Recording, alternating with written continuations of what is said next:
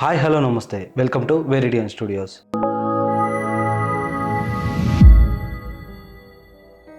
ఈరోజు మనం ఎంతో ఇంట్రెస్టింగ్ అయిన ఫ్యాక్ట్స్ గురించి మాట్లాడుకుందాం. ఇవి చాలా అద్భుతంగా ఉండబోతున్నాయి. కొన్ని మీరు చూసిన తర్వాత చాలా ఆశ్చర్యపోతారు.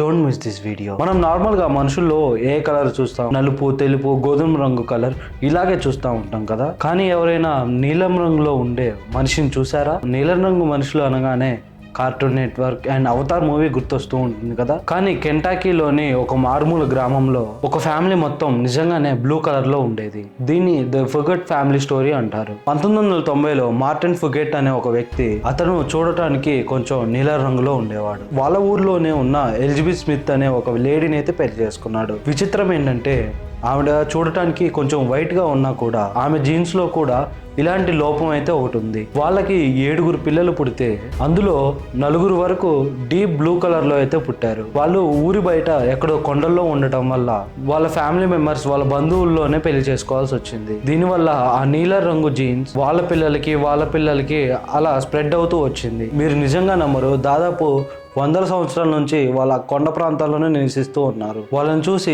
దయ్యాలు, ఏలియన్స్ అని ఎంతో భయపడుతూ ఉండేవారు. 1990లో మార్టిన్ కాబిన్ అనే ఒక వ్యక్తి, ఇతనైతే ఒక డాక్టర్, వాళ్ళ గురించి అయితే ఇతనికి తెలిసింది. అక్కడికి వెళ్ళి అందరికి టెస్ట్ చేయగా తెలిసింది ఏంటంటే వాళ్ళకి గుండె జబ్బు లేదు, ఊపిరితిత్తు సమస్య అసలే లేదు, వాళ్ళు ఎంతో ఆరోగ్యంగా ఉన్నారు, కేవలం వాళ్ళ ఒంటి పైన ఉన్న రంగు తప్ప. దీనికి కారణం ఏంటంటే వాళ్ళ బ్లడ్ లో ఉన్న జీన్స్. అది ఒక రేర్ జెనెటిక్ డిసార్డర్. సాధారణంగా మన రక్తంలో హిమోగ్లోబిన్ ఆక్సిజన్ ని తీసుకెళ్తుంది, అందుకే రక్తం ఎర్రగా ఉంటుంది. కానీ వీళ్ళ రక్తంలో మిథైబోగ్లోబిన్ అనే పదార్థం ఎక్కువగా ఉండడం వల్ల రక్తం ఆక్సిజన్ ని ఎక్కువగా క్యారీ చేయట్లేదు. దానివల్ల రక్తం చాక్లెట్ బ్రౌన్ కలర్ లో అయితే మారుతుంది. ఆ బ్రౌన్ రక్తం చర్మం క్రింది నుంచి చూస్తే బయటికి బ్లూ కలర్ లో కనిపిస్తుంది. ఆ డాక్టర్ వీళ్ళకి ఇచ్చిన ట్రీట్మెంట్ ఏంటో తెలుసా?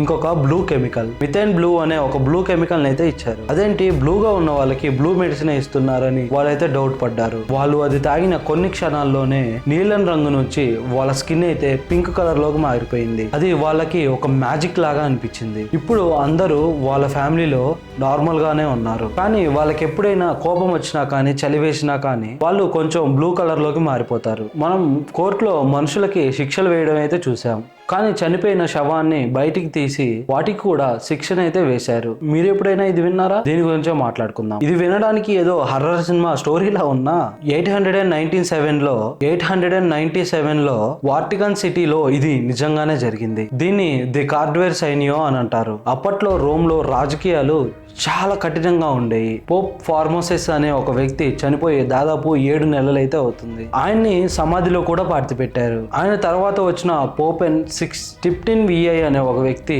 చనిపోయిన వాడంటే పిచ్చి కోపం. ఎంత కోపం అంటే చనిపోయిన తర్వాత కూడా వాడిని అస్సలు ఊరికే వదలకూడదు అని అంత పిచ్చి కోపం ఉండేది. అతనైతే ఒక భయంకరమైన ఆర్డర్ అయితే పాస్ చేశాడు. అతని శవాన్ని బయటికి అయితే తీయండి, ఆయనకి విచారణ అయితే జరగాలి అని. సైనికులు ఆ కుళ్ళిపోయిన శవాన్ని బయటకైతే తీశారు. అప్పటికే అది పూర్తిగా కుళ్ళిపోయి దుర్వాసన అయితే వస్తుంది. ఆ శవానికి పోప్ వేసుకునే పవిత్రమైన ఒక బట్టలు వేసి ఒక సింహాసనం అయితే కూర్చోబెట్టారు. ఆ శవం పడిపోకుండా ఉండడానికి వెనకాల ఒక మనిషి అయితే నిలబడి దాన్ని పట్టుకున్నాడు. కోర్టు అయితే మొదలైంది. అక్కడ ఉన్న అధికారుడు దానికెళ్ళి చూస్తూ ఎంతో గట్టిగా నీ పదవిని అక్రమంగా అయితే నువ్వు తీసుకున్నావు, అది ఎందుకు తీసుకున్నావు అని అయితే అడగడం జరిగింది. నువ్వు ఎంతో పెద్ద తప్పు చేశావు, సమాధానం చెప్పి తీరాల్సిందే అని ప్రశ్నించాడు. పాపం ఆ శవం ఏం చెప్తుంది?